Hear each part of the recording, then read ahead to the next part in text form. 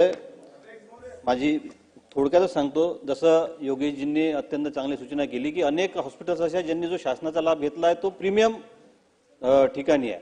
एखाद्या ग्रामीण भागात त्यांनी जो लाभ घेतला असेल शासनाचा तो फार कमी प्रमाणात घेतलेला असेल, तर त्या दृष्टीनं त्यांना जी सेवा द्यायची आहे आर्थिक दुर्बलांना ती त्या प्रमाणात असली पाहिजे, जेणेकरून जे चांगले हॉस्पिटल्स आता जसं सांगितलं धीरूभाई अंबानी असेल किंवा जे कोणते असतील ते त्यांनी एकदम चांगल्या म्हणजे हजारो करोड रुपयाच्या जमिनीवर लाभ घेतला, ती शासनाची जमीन आहे, एवढा त्यांचं इन्व्हेस्टमेंट कमी आहे, तर ते त्या दृष्टीनं त्या रिझर्वेशन त्या दृष्टीनं करावे.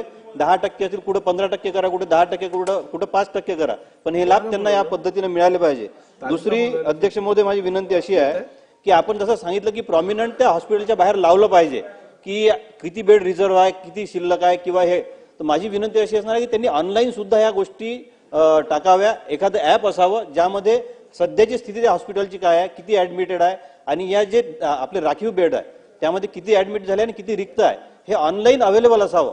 डे टू डे म्हणजे पद्धतशीर ते सगळं दिसावं. दुसरा फक्त एक छोटासा विषय अध्यक्ष महोदय, जो या बिलाशी संबंधित जरी नसला तरी मुख्यमंत्री सहायता निधी आपण जो मोठ्या प्रमाणात मदत करतो, अध्यक्ष महोदय माझी विनंती आहे की अनेक वेळा असं होते की फार तातडीने एखाद्याला ऑपरेशन करायची गरज असते, त्याचं ऑपरेशन होऊन जाते, त्यावेळी तो रजिस्टर्ड होत नाही आणि नंतर 1-2 दिवसातच त्याला सुट्टी घेणे आवश्यक असते. विनाकारण बिल वाढण्यापेक्षा सुट्टी घेतली जाते, परंतु त्यानंतर तो लाभ देताना बऱ्याच अडचणी येतात.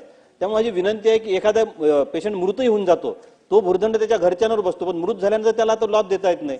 माझी विनंती आहे की अशा परिस्थितीत सुद्धा काहीतरी सुधारणा करून तो जो खर्च झालाय त्याच्यातही त्याला सूट देण्यात यावी, मुख्यमंत्री सहायता निधी देण्यात यावा. धन्यवाद. गटके जी बोला. माननीय अध्यक्ष महोदय, अगदी 2 मिनिटं